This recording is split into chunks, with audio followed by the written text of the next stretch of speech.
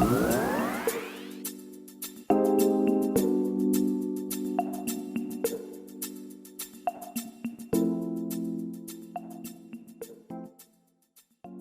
bem, meus amigos?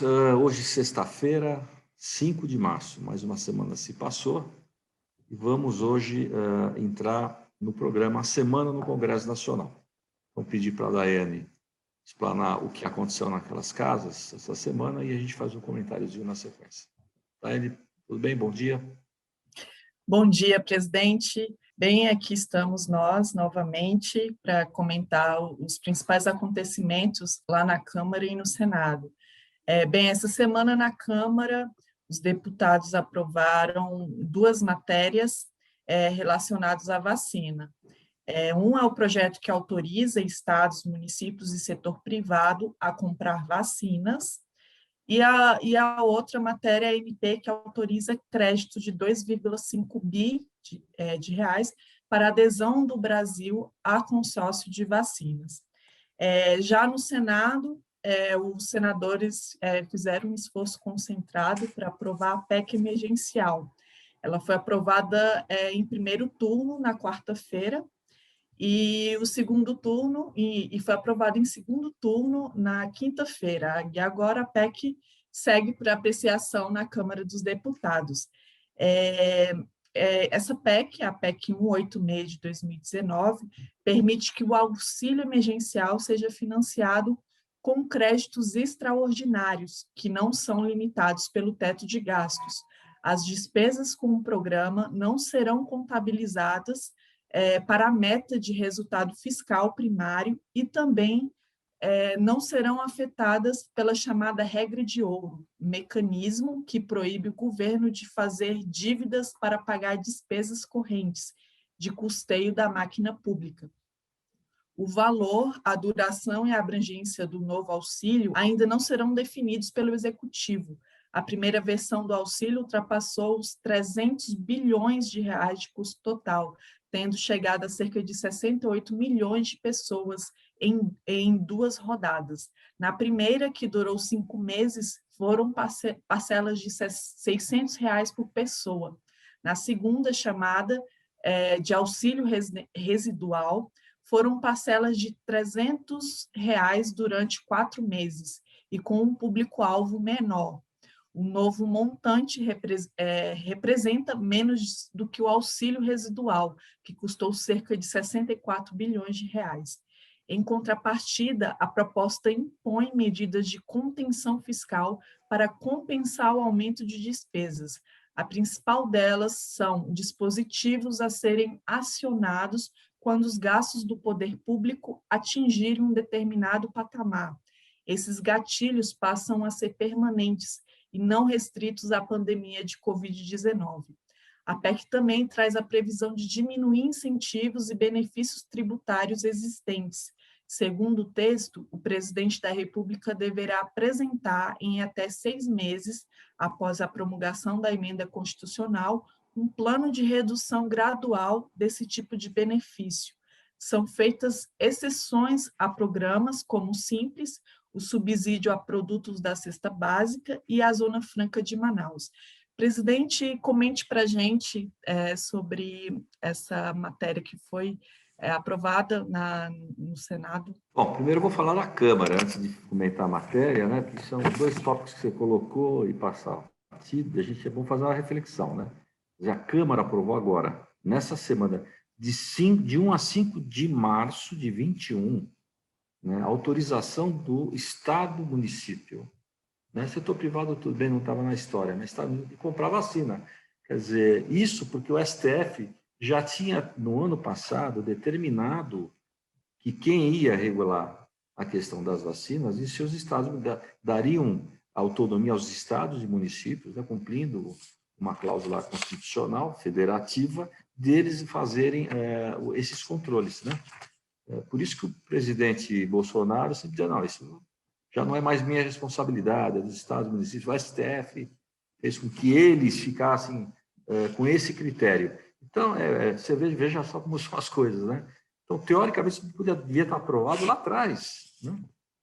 No meio da primeira fase da pandemia, lá atrás, há 1 ano atrás. ou por ali, na verdade, quando foi aprovado, eu não lembro exatamente quando é que foi dado, determinados pelo STF. Então, é estranho, né? Você vê que mudou a gestão, graças a Deus, na mudança da gestão das presidências daquelas duas casas, né? Mudou-se um pouco o critério, felizmente, e se aprovou essa autorização, né? Então, é duro, isso para quem é brasileiro, né? É penoso, né? Porque isso já devia ter sido visto e com bastante critério. A segunda comentário que você fez, que a Câmara também aprova a MP, que autoriza o crédito de 2,5 bi para adesão do Brasil no consórcio de vacinas. Quer dizer, que consórcio é esse? Aquele lá atrás, que se dizia que o Brasil estava vinculado, aqui não está dizendo qual que é. Se é, tinha que ter sido aprovado lá atrás, não agora também, né? Quer dizer, você percebe que aquelas casas travaram, né? Na outra gestão, essas aprovações. Isso já vinha sendo comentado pelo Executivo, né? Que as pautas estavam sendo travadas naquela casa, no Congresso, né? Então, é importante a gente relembrar isso. Não podemos deixar passar batido, porque é uma informação extremamente preciosa e para verificar, né? Que o problema não é só uma conjuntura, o problema do governo federal é uma conjuntura, quer dizer, se ele tinha essa intenção lá atrás e não aprovou, porque isso tem todo um critério técnico e que tem que ser cumprido legislativamente falando, né? Para cumprir a legislação, não foi feito porque estava sendo analisado ainda, provavelmente na gestão anterior. Então, parabéns aí pela aprovação, né? Vamos ver se agora a coisa anda de forma mais célere, né? Isso que é importante na questão da importância das vacinas do povo brasileiro. Com relação à PEC emergencial, também, eu achei que foi boa essa aprovação, essa dinâmica lá no Senado, também mostra esse lado de ficar focado especialmente na população que necessita uma assistência mais próxima. Acho que a PEC emergencial tem essa função também. Evidente que o valor ele é menor por quê? Porque o governo, infelizmente, não tem tanto dinheiro, né? Então, teve dificuldades aí, como você bem colocou, né? Ele gastou aí na primeira versão 300 bilhões de reais primeiro ciclo, lá no ano passado, depois atingiu 68 milhões de pessoas, e depois ele fez mais uma adesão residual, que também é importante, que gastou mais 64 bilhões. Então, vejo, senhores, não são números bastante relevantes, né? E que, evidentemente, o governo está fazendo todo um esforço para que a gente procure também ficar dentro do teto de gastos do governo. Então, ele criou uma regra, né, importante, que eu acho que é importante a gente ressaltar, essa de diminuições de incentivos fiscais, né, e benefícios tributários. Então, isso, a única coisa, né, a única ressalva que eu faço em relação a essas questões é verificar, de fato, quais são esses benefícios, né, os incentivos, né, que eles estão querendo cortar. Não pode cortar de forma sem critério algum. Já se levantou aqui na própria programa algumas exceções importantes, a do Simples Nacional, né? As empresas estão simples para não acabar com o programa, até porque ele é constitucional, né? Teria que mexer através de uma PEC assim, mais forte, ou seja, com um critério mais rígido, onde você diz exatamente, com clareza, que acabaria com aquele programa, né? Então, isso não será feito, né? O subsídio a produtos da cesta básica, isso também tem toda essa lógica, e é importante sim isso, né? Porque a gente está tratando da população mais carente, que tem que ter realmente um preço mais estabilizado para suas aquisições. E fala da Zona Franca de Manaus, que é uma região isolada do país, né? Foi criada com esse intuito de desenvolvimento daquela base, e temos que dar também um tratamento especial para lá. Acho que aqui está um critério muito bom. A gente não pode esquecer também, dentro dessa lógica, as entidades aí, por exemplo, envolvidas no terceiro setor, que atendem algumas necessidades, ou muitas das necessidades, deveriam ser atendidas pelo próprio governo, né? Mas são entidades aí que ajudam a população, né? Entidades sem fins lucrativos que têm na sua base hoje alguns incentivos fiscais ou alguns benefícios que têm que ser preservados, né? Porque a gente tem entidade do terceiro setor justamente que atua na área da saúde, né? Na área da educação, certo?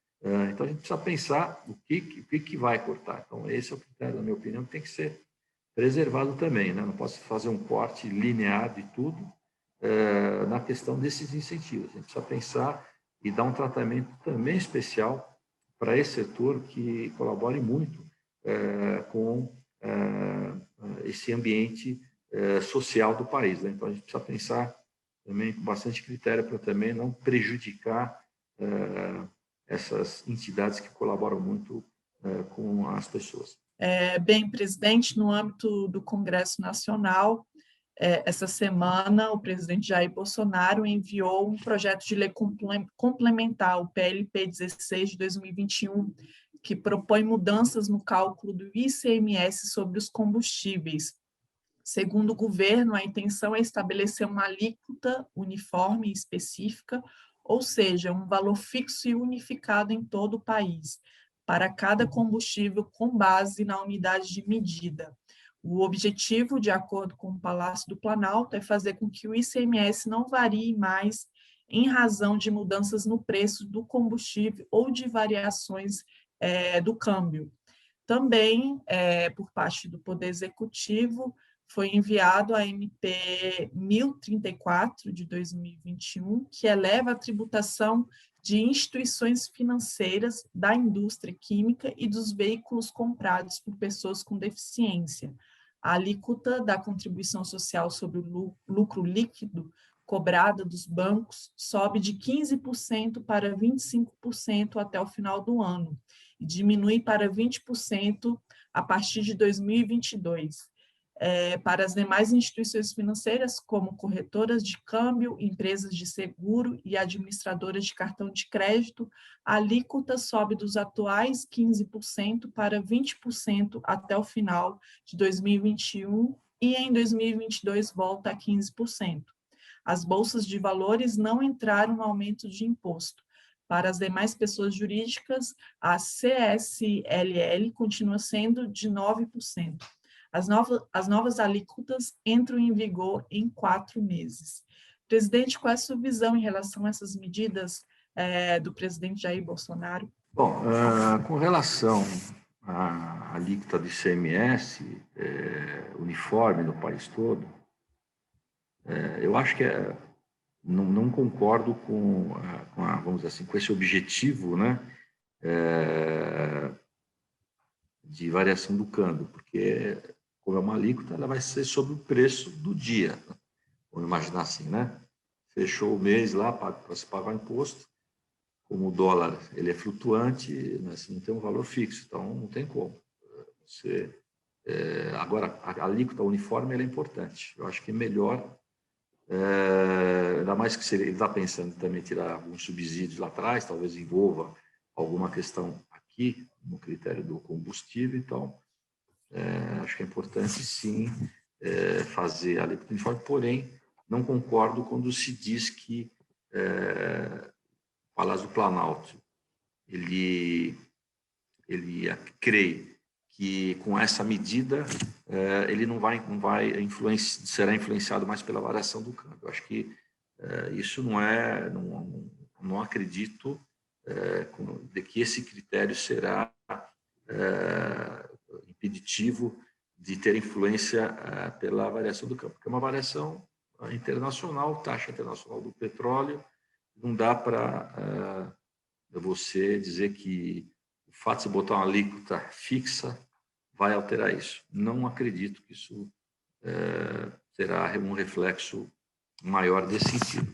Com relação a vocês diminuir a tributação aí do óleo diesel, né, que isso era uma promessa até de campanha do presidente e tudo mais, ele está substituindo isso, né, e ele coloca isso de forma bem clara, né, um aumento da alíquota da contribuição social sobre o lucro líquido, a CSLL, né, para os financeiros, bancos especialmente, com uma carga bastante elevada, de 15% para 25%, aumentando em termos de alíquota, com um aumento muito expressivo, né?